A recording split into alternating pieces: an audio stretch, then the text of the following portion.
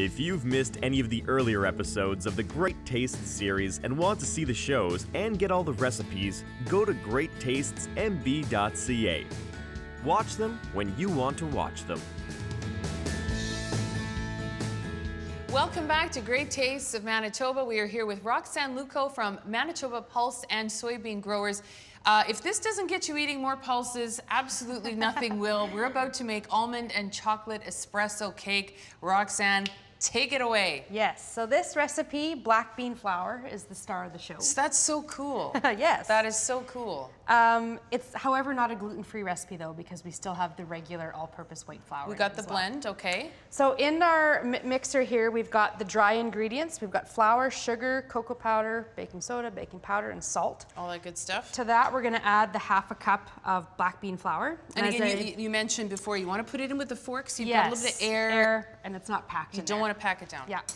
So we'll add that, and then we're just gonna mix this on low to get them blended,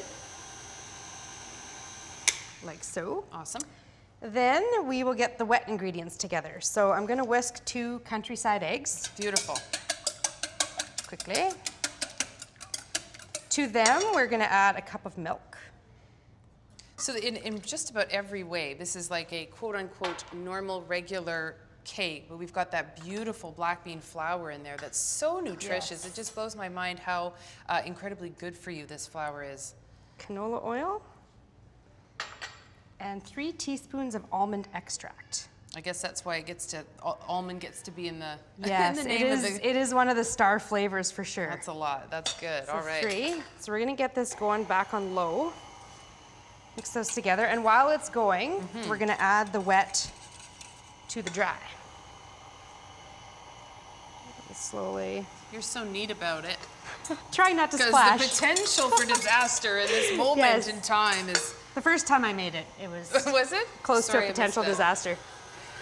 So we're gonna whip that together. Oh, yum. Yum, yum, yum. So this is where you'd probably stop it and scrape the sides of the bowl. Yeah. We'll just pretend Skip that we that did part. that. Yep. Yeah. So now we're gonna put it back on low. I've dissolved some espresso into water. And this is where it might get a little bit messy because it gets, you get splashed a bit. But we're gonna slowly add this to the batter until it's absorbed. So it takes a bit of time. You want to take that spoon out of there? Sure. Okay. So we'll add a little bit at a time. Whoops. And you can see how it's quite soupy. Right. So you gotta wait for it to sort of absorb. Soak in a little bit. And add some more. Okay. Once this is more absorbed, we're gonna crank it on high for 40 seconds. Okay. To really mix it together and add some air to it as well. Now, is this important in particular with pulse flours that you add that you have to keep adding that air? No. No, Okay. this just for this particular recipe. How the cake is made. I've never made a recipe with that much liquid in it. It is a lot of liquid. Let her go. Okay. Chocolate soup. So then we have 2 round 9-inch cake pans, and I've got parchment paper on the bottom, and I've sprayed the sides with canola oil. Now this might get messy, so we will take that off. Okay. And then you just want to split them. Uh-oh, we're stuck. There you go.